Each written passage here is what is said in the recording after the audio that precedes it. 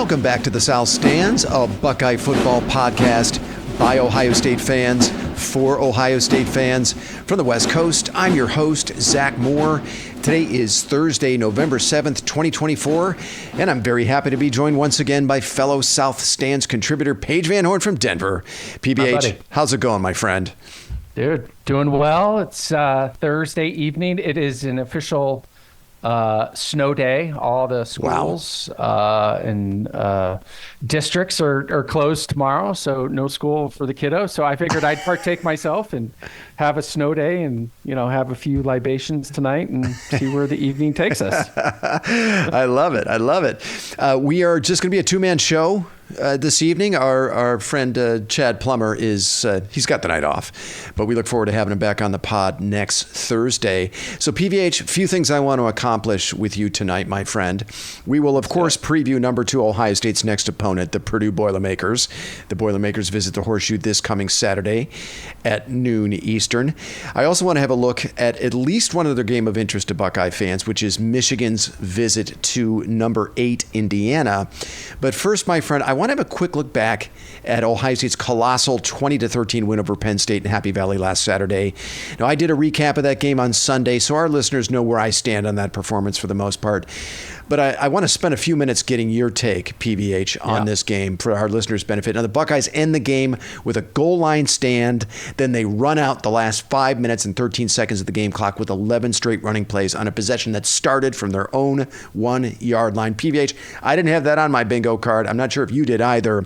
So why don't you get us started here, my friend? What stood out to you from that performance by the Buckeyes in an absolute must-win game last Saturday? So it was an absolute must-win game. It's funny.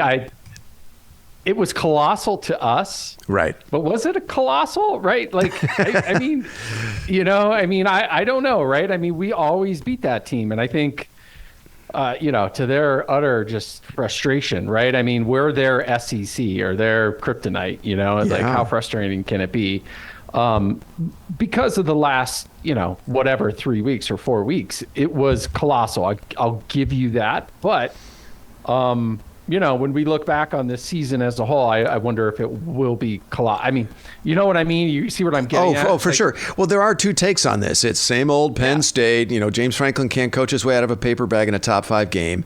And then there's the other view, which is like, woo, that was a big win, right? It was Ohio State's first road win over a top 5 opponent since 2006 when they beat Texas on the road.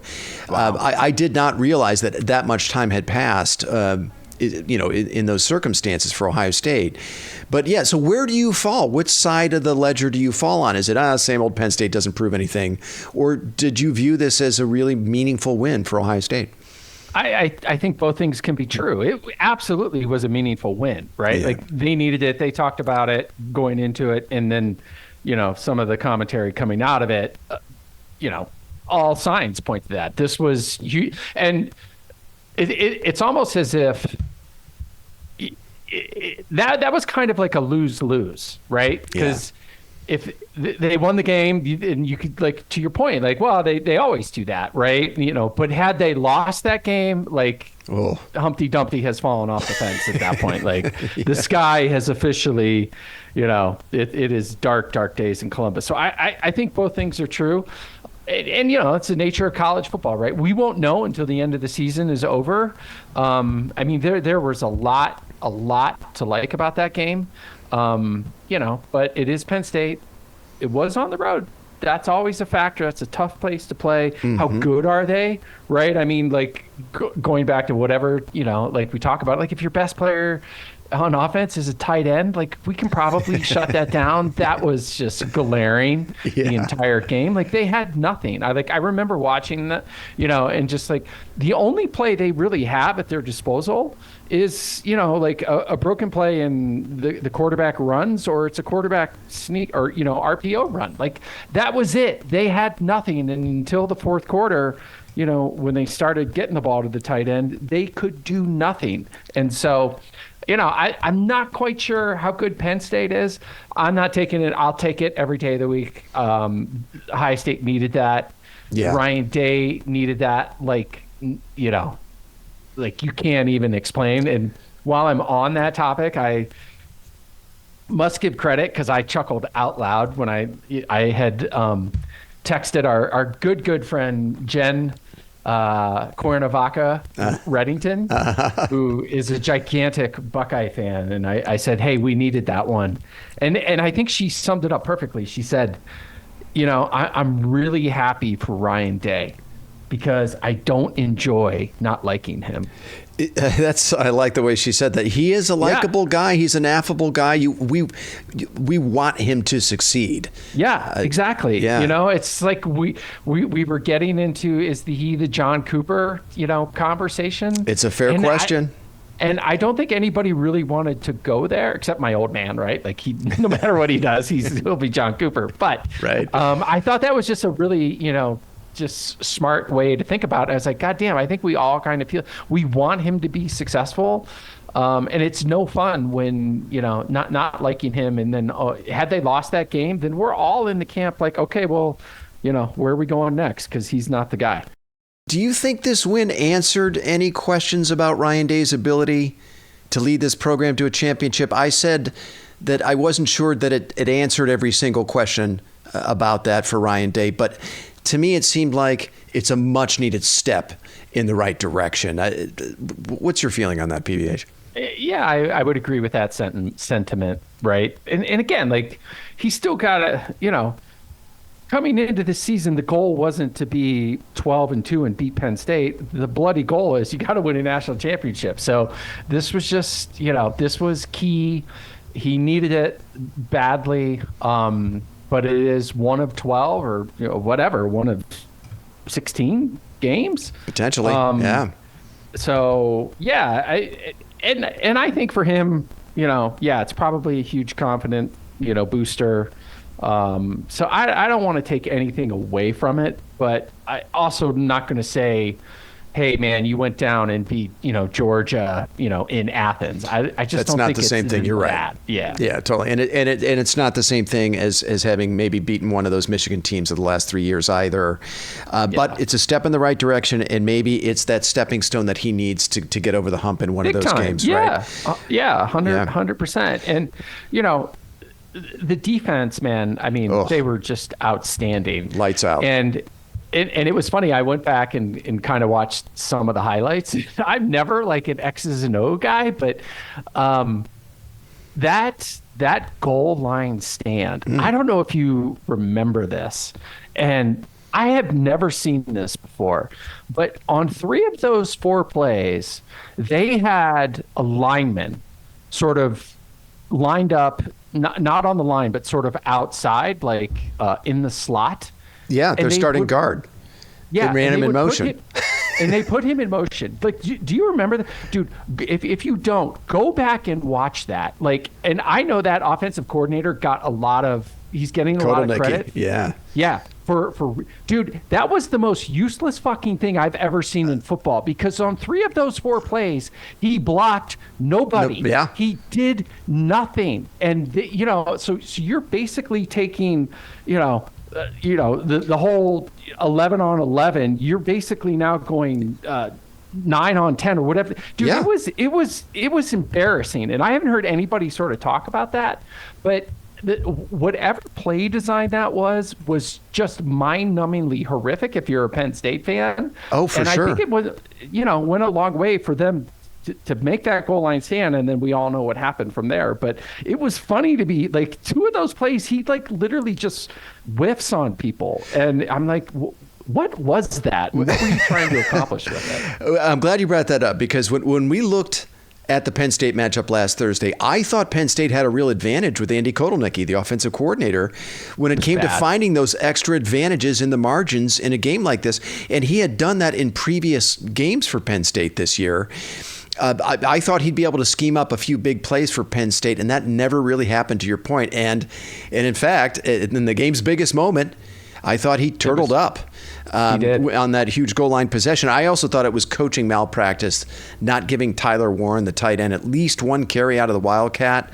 Instead, he settled for plunging Katron Allen into the heart of the Ohio State defensive line without his starting guard, who was running in motion on 3 straight plays. And Jim Knowles is like, hey, thank you very much. I'll take that. Yeah. But I thought, for 60 minutes, Knowles won that matchup. I thought Jim Knowles coached one of his better games against Penn State.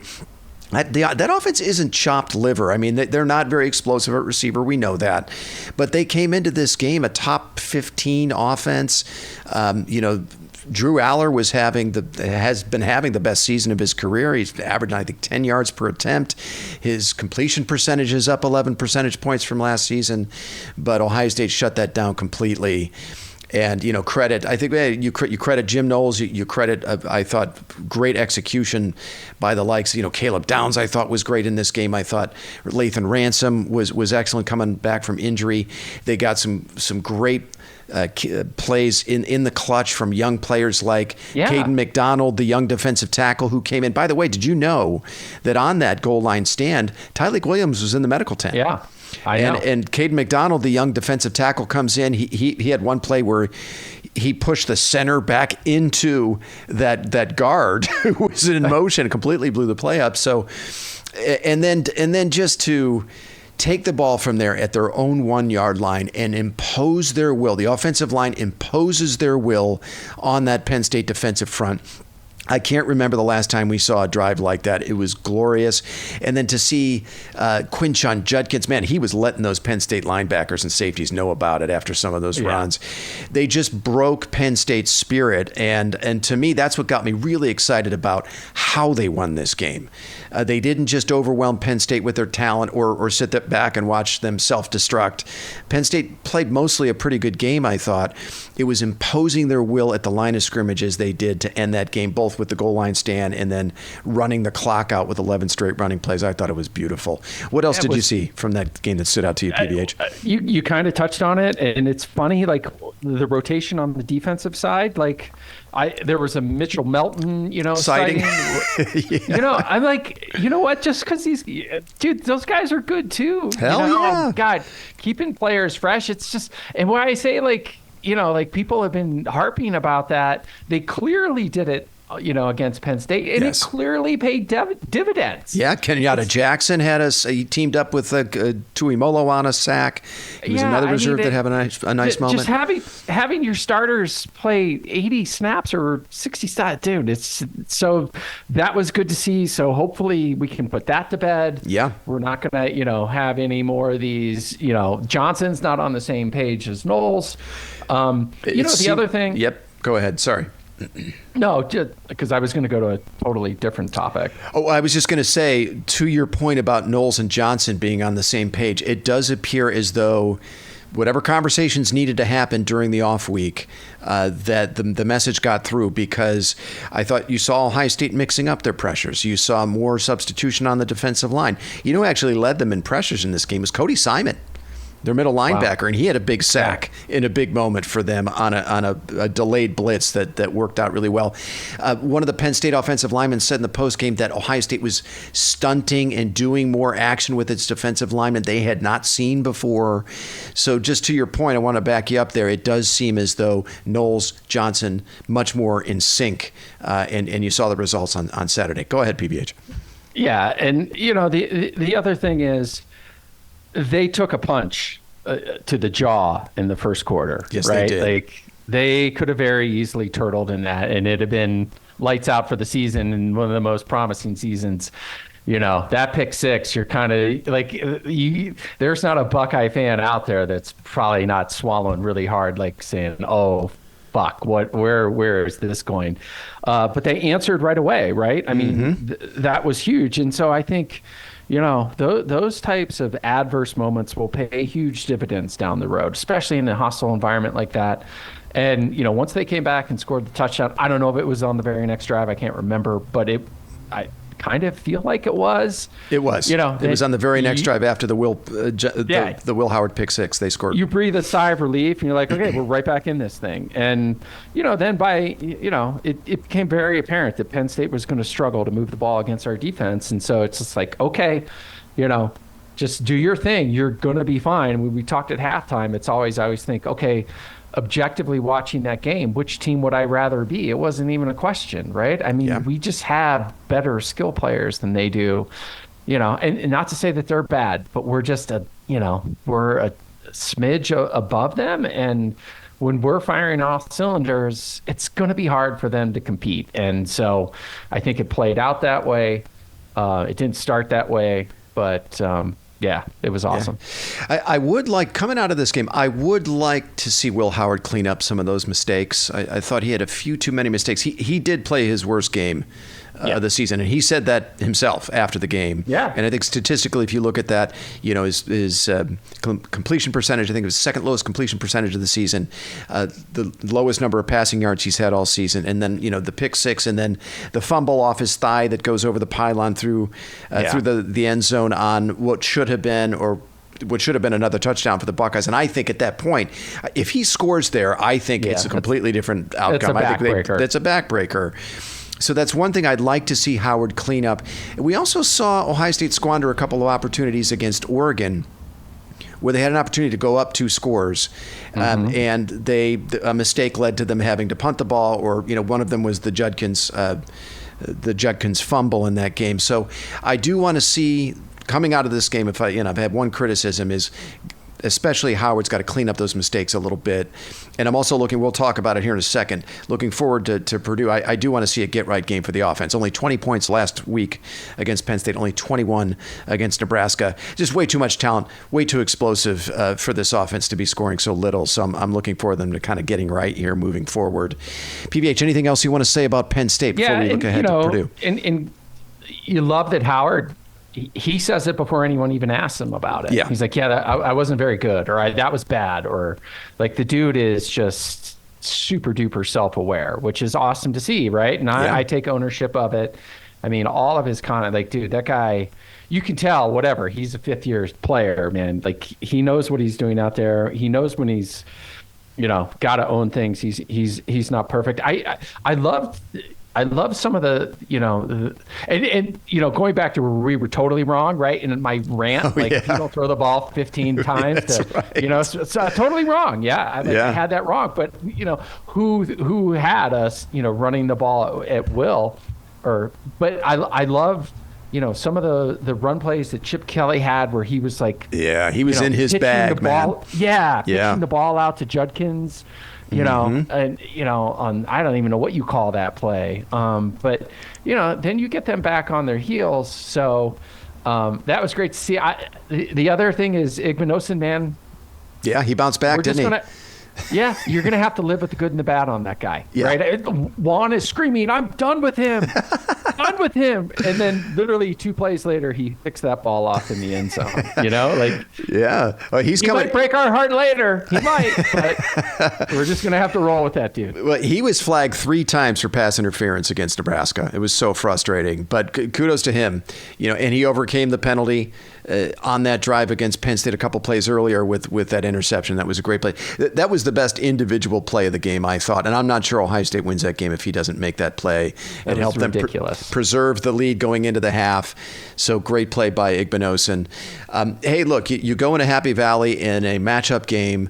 Your quarterback plays his worst game of the season. You've got a makeshift left tackle situation there with Donovan Jackson, who I thought held up pretty well. He did give up a couple of sacks, in no disgrace to Abdul Carter, right? That guy's an NFL defensive end, but otherwise, I thought held up really well. A lot to like from this performance, and I still feel that we have not seen Ohio State yet really clicking on all cylinders, right? With all the pistons firing, and to me, it's pretty scary. If and when they can get to that, when they can reach their ceiling, it feels like we haven't seen that yet. I mean, dude, that game was way closer than the score indicated. I mean, if you flip those, and again, guys make plays, right? So he knocked the ball out of Howard's hand as he was going in for the touchdown. Kudos to you, but if there's at least 14 points left on the table by Ohio State. So then now you're not looking at, 20 to whatever, 13. I mean, it's now 34-13.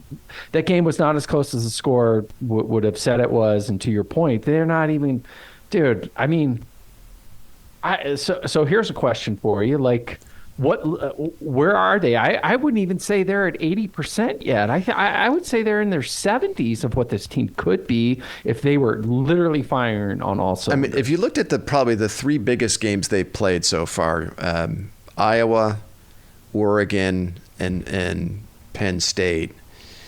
I think the second half against Iowa, we saw them kind of go full Death Star mode in the second half and pull away. But other than that, we have not seen them put together a full four-quarter performance with everything working offensively and the defense playing, at its ceiling. And I certainly hope that's coming. And maybe they're working toward that performance or a number of those performances strung together in the playoffs. Well, right? I mean, come on, isn't that what that's the goal? What old Jimmy T used to say, man, you got to start playing your best ball in November. Yeah. If I'm not mistaken, we're just entering in November, and it's a totally different landscape anyways. Not that they're, mapped it up this way, like, okay, we're not going to start to peak until, but on the other hand, maybe there's some validity to that. But no, this team has another gear that we have not seen. And so I'm convinced of it. Great overall performance. The Buckeyes survive and advance, as they say. This team is now back on track after veering off course for a couple weeks. The Buckeyes are now sitting at number 2 in the very first college football playoff rankings behind number 1 Oregon. I think that's totally appropriate. Oregon at 1, Ohio State at 2 after playing that classic game back on October 12th. It was decided by 1 point, came down to the very last play. In my mind, those are the two best teams in the country. And Ohio State, of course, is still very much in control of their playoff destiny, and a Big Ten championship is still very much in their sights. So course correction, I think, is what we saw last Saturday in Happy Valley, and I was thrilled with it. All right, buddy, why don't we turn our attention to this Saturday, the 1-7 Purdue Boilermakers, who are currently... I can't wait to hear this abomination. Like, what happened to this team? Oh, my God. Go. They are currently dead last in the Big Ten. They visit the Horseshoe this Saturday. This game is, again, a noon Eastern kick on Fox. I don't know why you'd want to make this the big noon kick. It seems like there have to be other more attractive games than this one, but that's the case. They are Fox's big noon kick. The line is Ohio State minus 38. The over-under is 53.5. Ohio State leads the all-time series between these two schools 41-15 with 2 ties, and that includes a 41-7 win for Ohio State last year in Ross-Ade Stadium. Now, after winning their season opener, against Indiana State, I believe it was, the Boilermakers have dropped their last 7.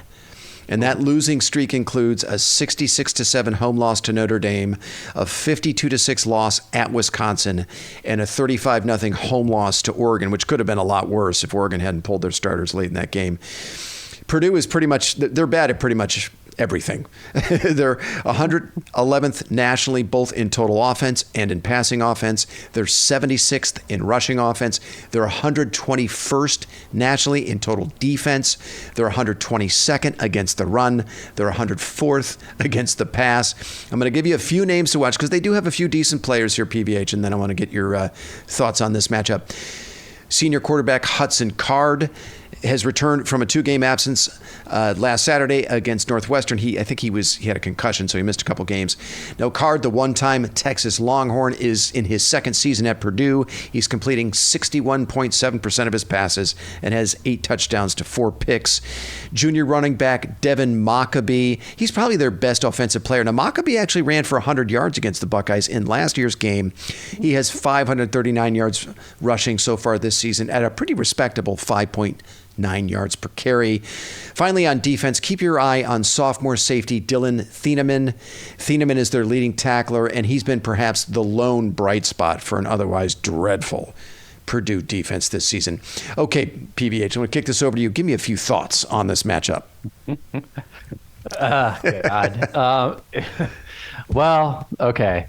I'm going to be positive, right? Okay, so come out strong, right? The noon start. I don't want to rail on this anymore, right? But bring your own juice, Buckeyes. Let's do it. Do it. Yeah, quit just crying about it, I guess. I don't know, and there's no way this is going to be a game. You got to stay healthy, work out the kinks. But yep. I mean, did Jeff Brom leave? Like, who's the coach? Yeah, he's at Louisville. Yeah, by a couple of years now. Yeah. Ryan Walters is the new head coach. Well, I think he's been there for a couple of years. He's really struggling. He's on the hot seat there. It can't be easy for Purdue fans looking over at what's happening in Bloomington with Kurt Cignetti and the Hoosiers, right? But yeah, Ryan Walters was the kind of the star defensive coordinator at Illinois. He put together some pretty good defenses at Illinois, if you remember, a couple of years ago, and he's really struggling there as the head coach now. Yeah.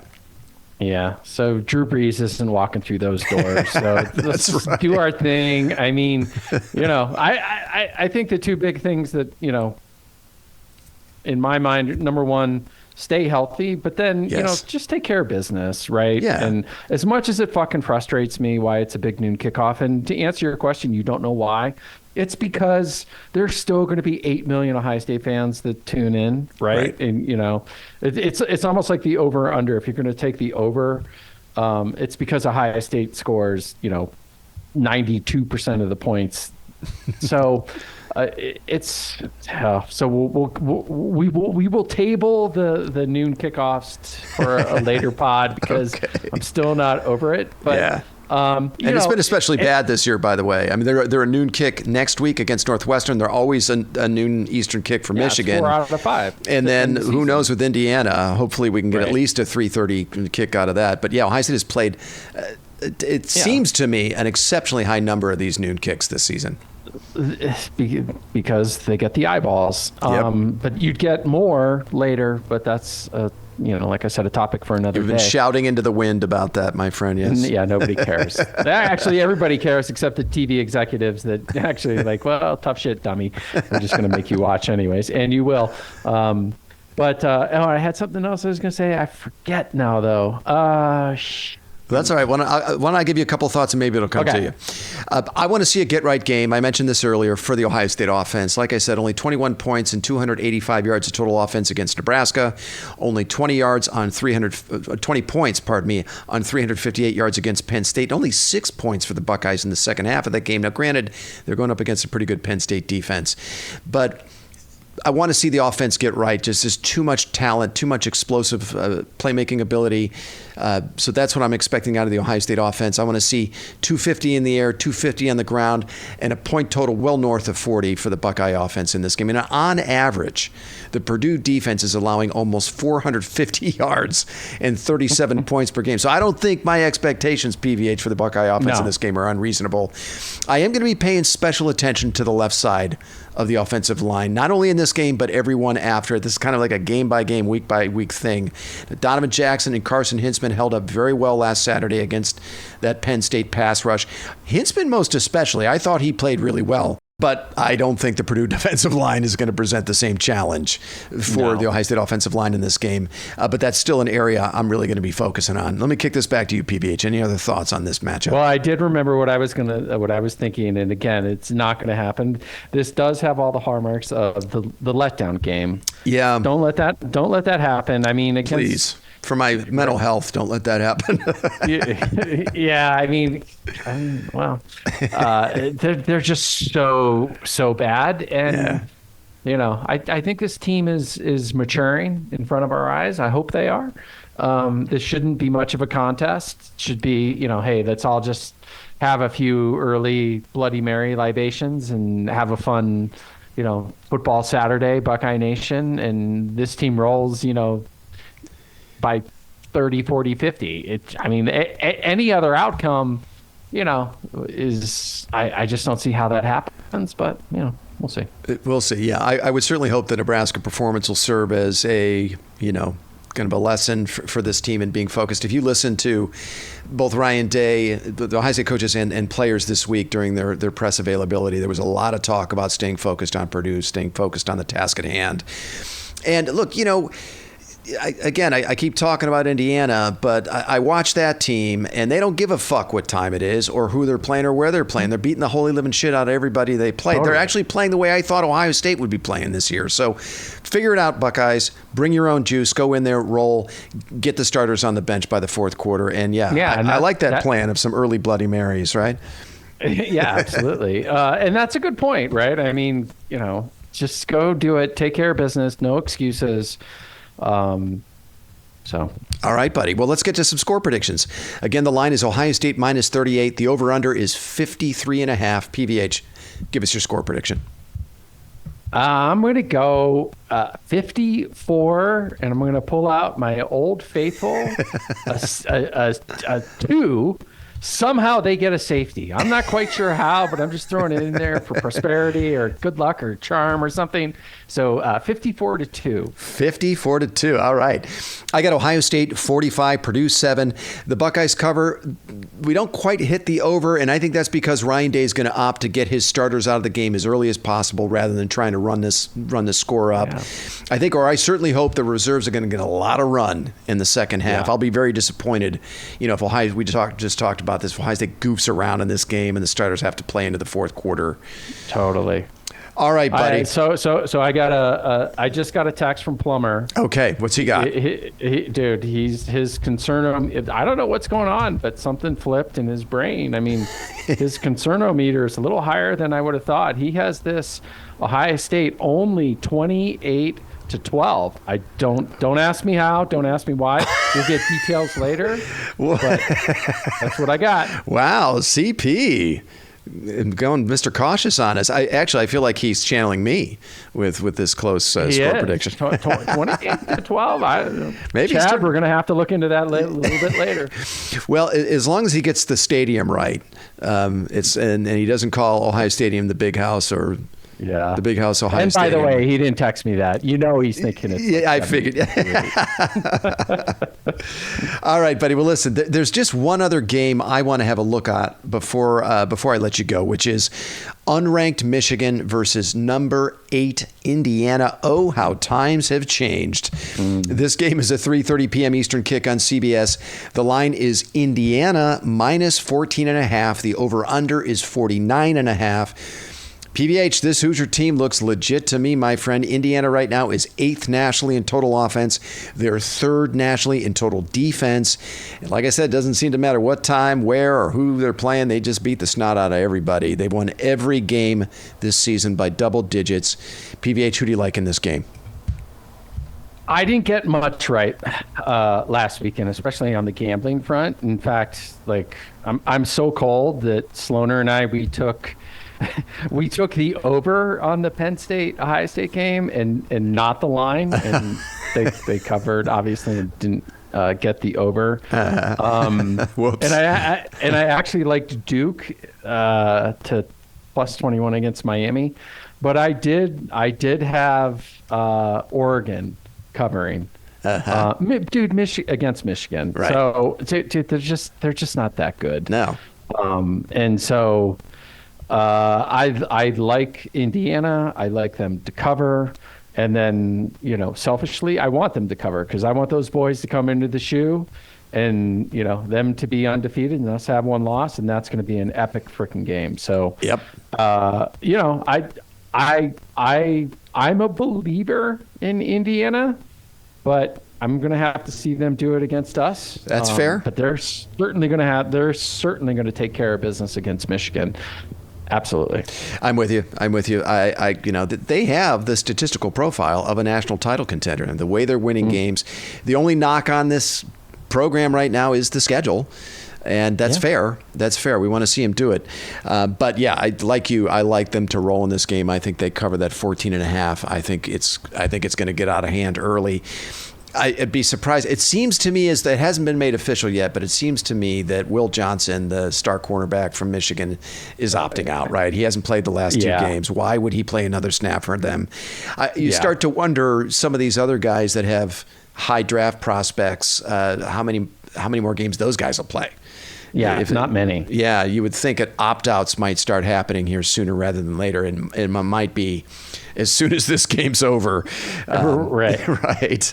Well, so anecdotally, it's actually, and I wasn't even, I forgot this happened. I wasn't even going to bring it up, but things that have never happened before. So I was at the gym like 2 days ago, and I was just kind of like walking through, and then like we have lockers, and there's two guys that I had never seen, right? Because you always see the same people, but I'd never seen these two people in my life, I swear to God.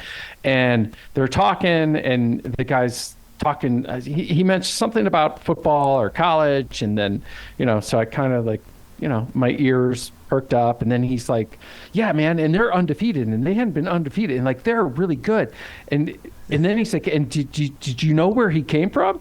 And I just kind of blurted out, like I butted into their conversation. I was like, yeah, James Madison. And he looked straight at me, and he's like, I'm like, yeah, I went to Ohio State.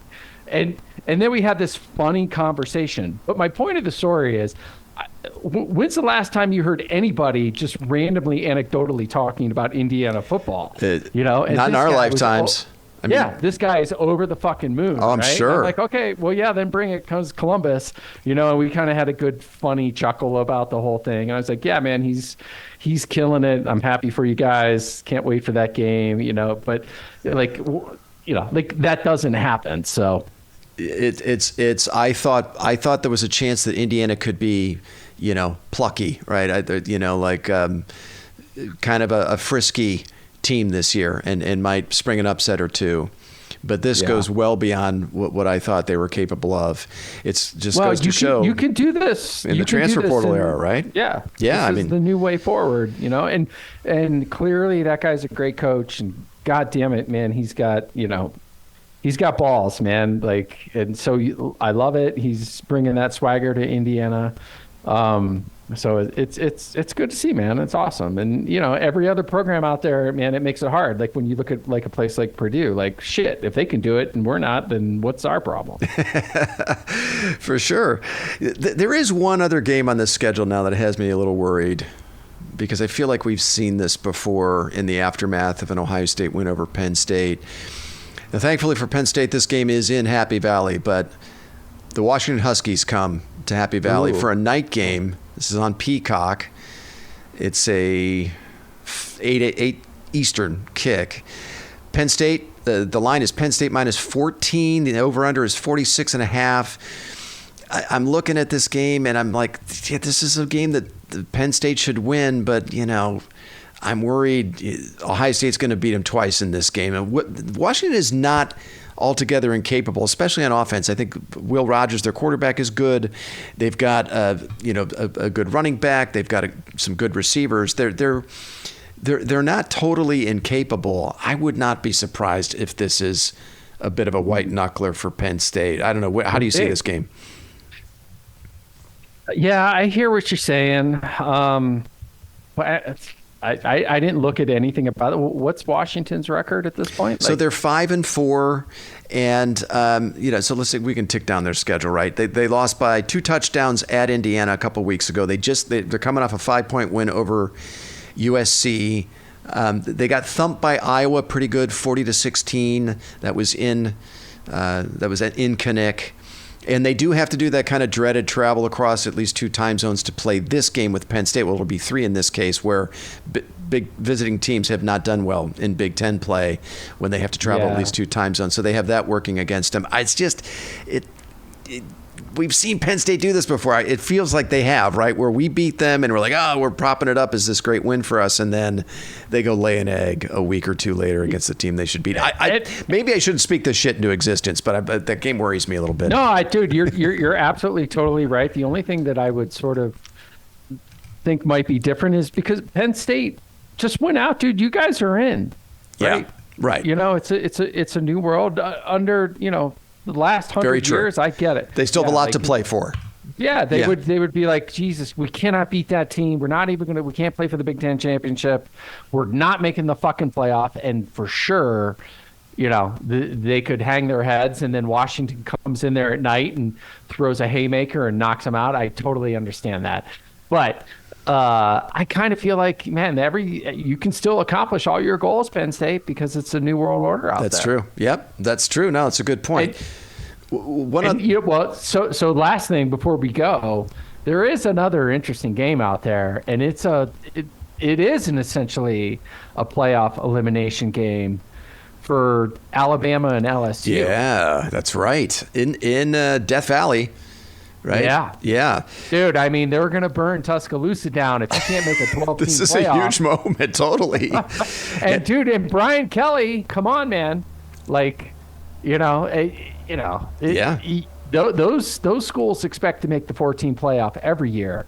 If one of them doesn't make the 12 team in the first year out, ooh, boy. That's not very good. The line in this game is Alabama -2.5, so they are a road favorite. The over/under is 58.5. Who do you like in this game, PBH? Dude, Death Valley's a tough ass place to play. Yeah. And I would lean LSU. I haven't watched very much LSU. I've watched a teeny bit of Alabama. I'll just go with LSU because of home field advantage. Yeah.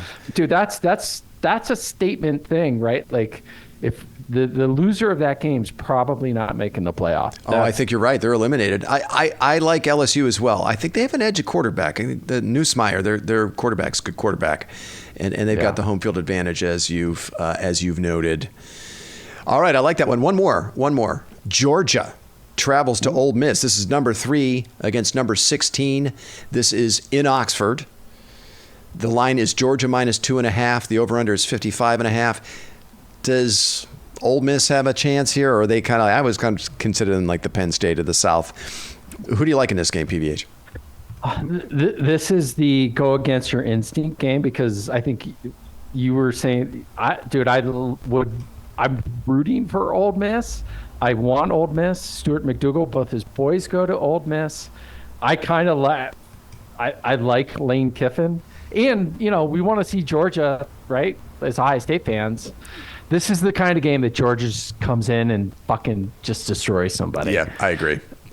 I'm with Georgia. I think they cover, even though Carson Beck has already thrown 11 picks this year. 11.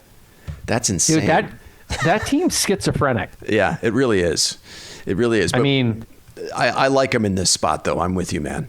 Yeah, dude, maybe they're just like, hey, man, we don't get up unless for the backs big against games. the wall. Yeah. Right.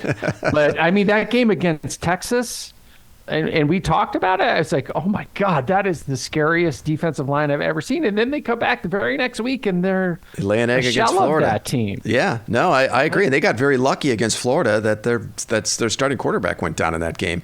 Yeah, This is a pretty tough stretch here for them, right? Because they go to Ole Miss and then they got to turn right around and they host number 7 Tennessee next week. Georgia does. Dude, so big stretch for them here. Dude, the SEC is just it's always been good, but like, oh my God, how brutal is that schedule? It's brutal, yeah. I mean, I think if they can navigate that with one loss, they'll have a strong case for the number 1 seed. But yeah, oh my God. I mean, I think so. What's Georgia's record actually? They've only lost one. They're 7-1, and they're number 3, right behind Ohio State in the playoff rankings. I remember looking at their schedule to begin the season. Georgia would be a worthy playoff team with 3 losses. Their schedule is that hard. I think you're right. I mean, that schedule includes a road game at Bama. Well, they open with Clemson, who's starting to fade now, but road test at Bama, which they lost by 1 score, a road game at Texas, a road game at Ole Miss, and then you host number 7 Tennessee. That's brutal. Yeah. That's murderous row. Yeah. Oh, and let's just officially say goodbye to Dabo. As Ohio State fans, how great was that to see? Like just as he was building the momentum back, and then they just get clobbered by South Carolina. Yeah. Like I think it wasn't it Louisville at home? Oh, was it Louisville? It was Louisville at home at Clemson. Louisville, Jeff Brom ran him off the field. I mean, dude, I know he's not, but like he's getting into the Ryan Day territory. Like, I mean, he's got 2 national championships. Yeah. But dude, I mean, we're back to, our father's Clemson or the 80s Clemson or, they would always blow it. But dude, this is going on what? He's got to evolve. He's got to evolve. Clemson was one of only 4 teams this offseason that didn't take a transfer. You know who the other 3 teams were? Akron. The service academies. They can't take transfers. I was close. Yeah, I mean, right? The service academies aren't dip into the transfer portal, right? It was the service academies in Clemson that did not take a transfer. He has got to evolve, and he has yet to do that. And you're seeing it. You're seeing it play out. Dude, he's just undermanned. A stubborn fucking mule, man. Like, he really dude, is. What are you doing? God, it's actually kind of fascinating to watch this happen. Yeah, he is stubborn. That is for sure. Okay, my friend, that was a nice effort for a Thursday. Why don't we end things there? For our listeners, check your feeds for a recap of the Purdue game on Sunday afternoon. Until then, thanks so much for listening, and go Bucks.